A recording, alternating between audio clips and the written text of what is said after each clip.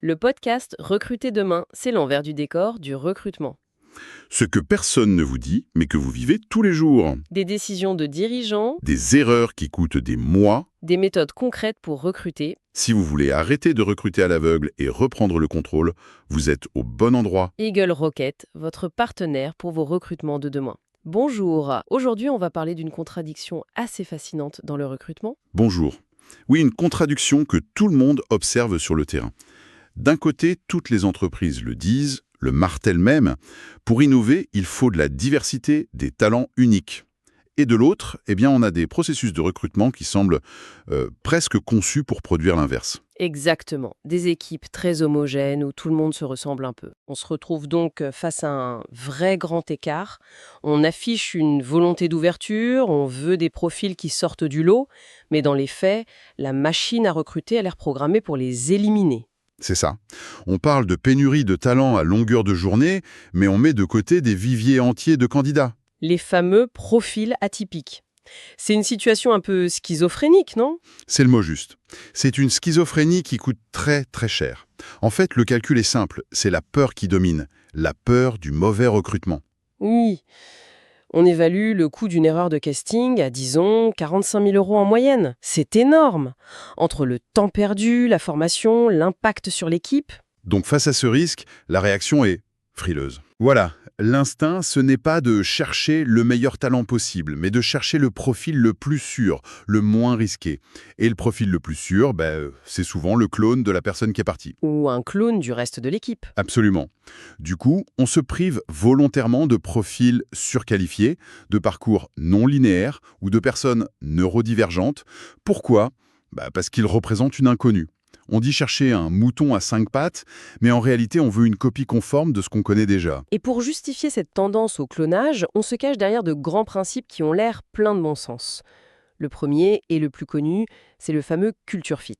Ah, le culture fit, l'adéquation culturelle. Sur le papier, l'idée est séduisante. On veut des gens qui partagent les valeurs de l'entreprise. Ça garantirait une bonne intégration, une équipe soudée. Sur le papier, c'est parfait. Mais sur le terrain, c'est souvent une porte ouverte à tous les biais possibles et imaginables. C'est-à-dire, Le culture fit devient très vite le biais de similarité. On ne recrute pas quelqu'un qui correspond à la culture de l'entreprise, mais quelqu'un qui nous ressemble, qui pense comme nous, qui a les mêmes goûts, qui vient du même milieu. C'est juste un prétexte très confortable pour justifier une décision qui est, au fond, purement affective. C'est l'exemple classique du manager qui, en plein entretien, va poser une question qui n'a rien à voir. Du style « Quelle est votre chanson préférée ?» ou « Vous regardez quoi comme série en ce moment ?» exactement. Et là, c'est la loterie. Si le candidat donne la bonne réponse, celle qui plaît au manager, hop, il devient un bon fit. Et s'il répond à côté? S'il répond à côté, il est soudainement en décalage avec la culture d'entreprise. On ne juge plus la compétence, on juge la compatibilité personnelle. Et le résultat de tout ça? Pour d'accord sur tout, or l'innovation, elle naît de la confrontation des idées, pas du consensus permanent. L'homogénéité, c'est l'ennemi de la performance sur le long terme. D'accord? Donc le culture fit est un piège. Mais alors, on pourrait se dire que la solution est simple, on oublie la culture et on se concentre juste sur le CV le plus impressionnant.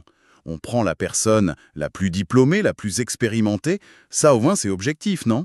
Ça, c'est la deuxième fausse évidence. Et c'est peut-être encore plus contre-intuitif.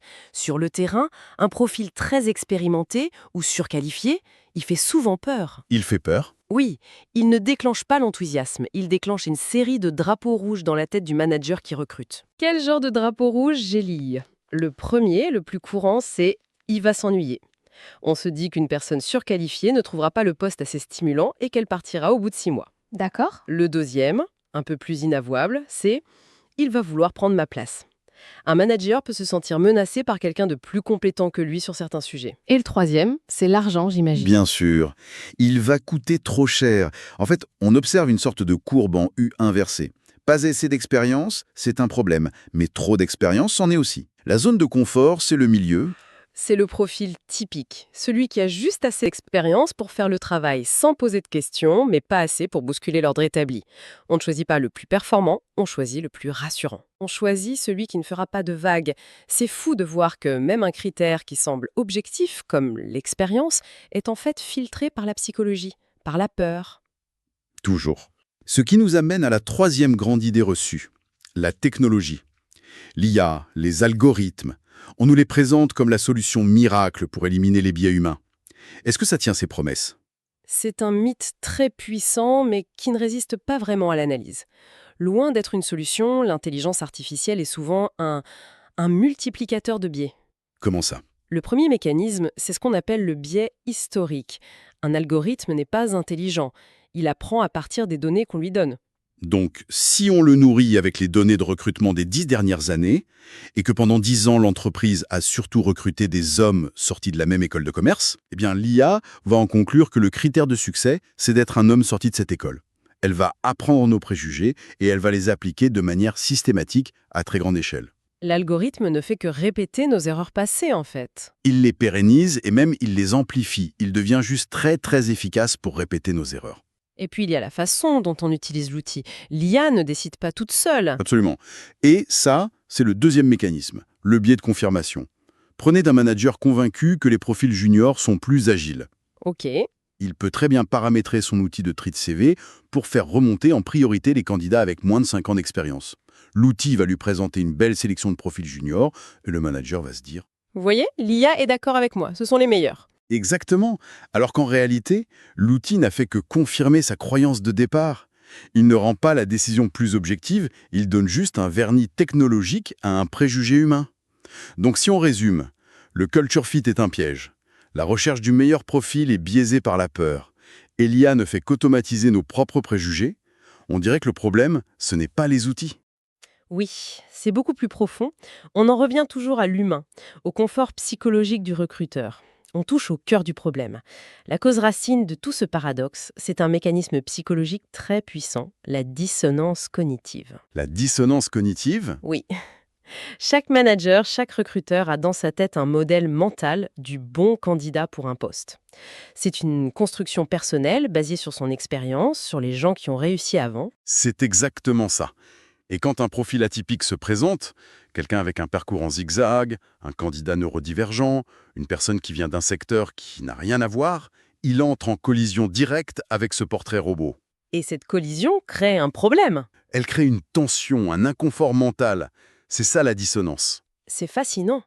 Donc, si un manager a construit sa carrière sur l'idée que le succès vient de la rigueur et du respect des process, et qu'il reçoit un candidat qui se décrit comme chaotique mais incroyablement créatif, Son cerveau déclenche une alarme. Pas parce que le candidat est mauvais, mais parce qu'il remet en question la propre recette du succès du manager. et que fait le cerveau dans ce cas? Face à cette dissonance, il a deux options. La première est difficile. Remettre en question sa croyance, faire évoluer son modèle mental. Accepter que le succès peut avoir plusieurs visages. Ça demande un effort conscient. Et la deuxième option, La deuxième est beaucoup plus facile, quasi automatique, rejeter l'élément qui crée le conflit, c'est-à-dire rejeter le candidat. Et on rationalise cette décision. Voilà. Le manager va écarter le CV et se justifier avec les prétextes qu'on a vus, pas bon fit, manque de stabilité, potentiellement ingérable. En réalité, il ne rejette pas le candidat.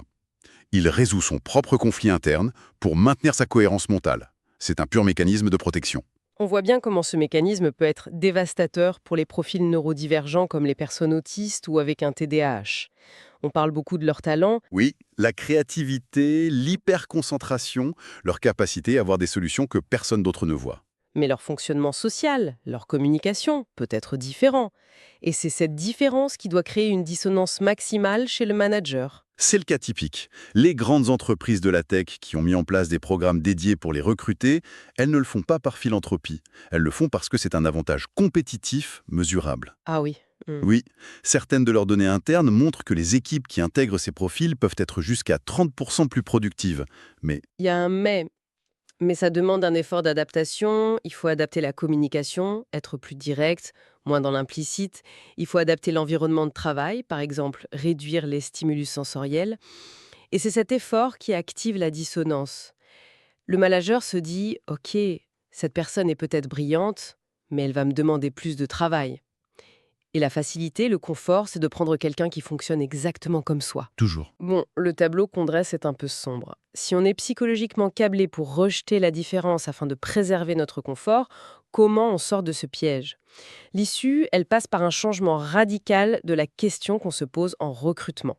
Il faut abandonner la question du culture fit, est-ce que cette personne va s'intégrer facilement, et la remplacer par quoi? Par la question du culture add, de la contribution culturelle. Qu'est-ce que cette personne va ajouter à l'équipe que nous n'avons pas aujourd'hui? L'objectif n'est donc plus de rechercher l'harmonie par la ressemblance, Non. mais de viser la performance par la complémentarité des points de vue. C'est toute la différence. On ne cherche plus à remplir un moule, on cherche à enrichir le collectif. Ça veut dire que le recrutement idéal, ce n'est pas celui qui est fluide et sans accroc. C'est celui qui crée une légère friction intellectuelle. Un bon recrutement devrait amener ce qu'on appelle un dissentiment constructif. J'entends bien le concept, mais culturade ou contribution culturelle, ça peut aussi paraître un peu flou. Comment est-ce qu'on mesure ça concrètement? Il n'y a pas un risque que ça devienne un nouveau jargon pour justifier d'autres biais? C'est une excellente question. Le risque existe. Pour le rendre concret, il faut le traduire en termes de compétences, de manière de penser. Il ne s'agit pas de recruter quelqu'un parce qu'il a un hobby original, quoi. D'accord. Il s'agit de se demander, dans une équipe où tout le monde est plutôt optimiste et fonceur, est-ce qu'on n'a pas besoin de quelqu'un qui soit un sceptique constructif, qui va naturellement challenger les idées et anticiper les risques? Je vois. Ou alors, dans une équipe qui travaille dans le même secteur depuis 15 ans, est-ce qu'on n'a pas besoin de quelqu'un qui vient d'une industrie totalement différente et qui va remettre en question nos certitudes? La contribution, c'est ça, c'est chercher la pièce manquante du puzzle intellectuel de l'équipe. Cette idée de friction constructive est intéressante. Mais pour un manager qui a déjà une équipe sous pression, qui court après les objectifs, le mot friction peut faire peur. On peut comprendre qu'il cherche avant tout la fluidité et l'efficacité immédiate. Et c'est là qu'on touche à la vraie conclusion de tout ça. Le principal obstacle au recrutement de profils innovants, ce n'est pas un enjeu de processus RH, c'est un enjeu de leadership. De leadership, 1. Oui.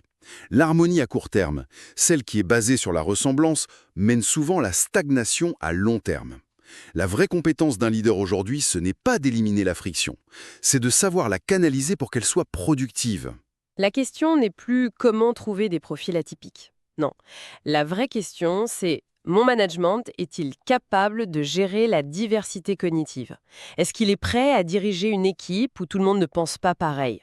Le véritable goulot d'étranglement, c'est la capacité du management à gérer l'innovation qu'il prétend vouloir recruter. L'inconfort n'est donc pas un risque à éviter. C'est la condition même du progrès. L'entreprise ou pour préserver votre propre confort intellectuel.